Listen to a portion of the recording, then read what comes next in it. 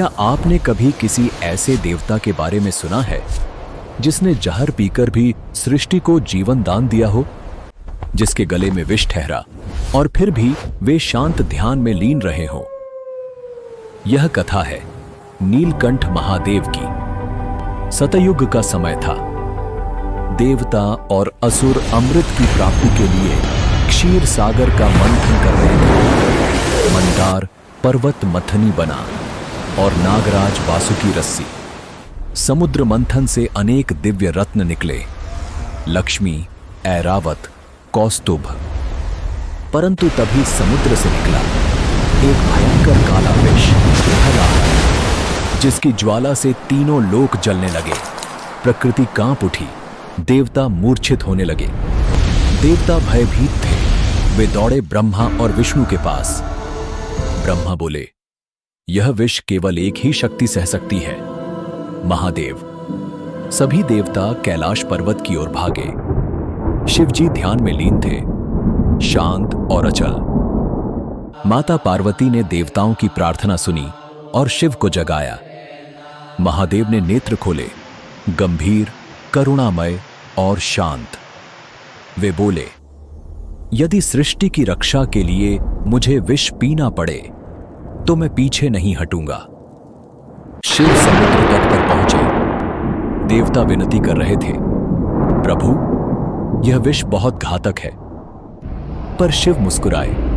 उन्होंने दोनों हथेलियों में हलाहल विष लिया और पी लिया। जैसे ही विष उनके कंठ तक पहुंचा, माता पार्वती ने तुरंत उनके गले को पकड़ा और विष वहीं रुक गया। महादेव का कंठ नीला हो गया और तभी से वे कहलाए नीलकंठ। वह विष न नीचे गया न ऊपर। भगवान शिव ने उसे अपने गले में समेट लिया और फिर ध्यान में लीन हो गए। न कोई शिकायत, न कोई पीड़ा, केवल तप, शांति और करुणा। देवताओं ने उनके चरणों में नतमस्तक होकर वंदन किया। सृष्टि बच गई, प्रकृति फिर से मुस्कुराई।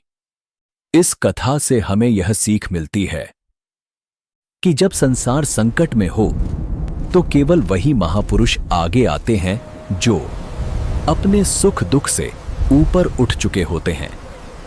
नीलकंठ भगवान शिव हमें सिखाते हैं कि त्याग ही सच्चा बल है। विष को पीकर भी शांत रहना ही सच्चा शिवत्व है। आज भी जब हम शिव का नाम लेते हैं, हम केवल एक देवता को नहीं, बल्कि उस देवों के देव महादेव को याद करते हैं। वो कोई साधारण योगी नहीं, वो है सृष्टि के सबसे बड़े रक्षक, आदि योगी, भोलेनाथ, नीलकंठ महादेव। हर हर Mahadev. If you enjoyed this divine story, don't forget to like, share, and subscribe our channel Mythic Lotus Verse for more spiritual journeys and mythological tales. Har Har Mahadev.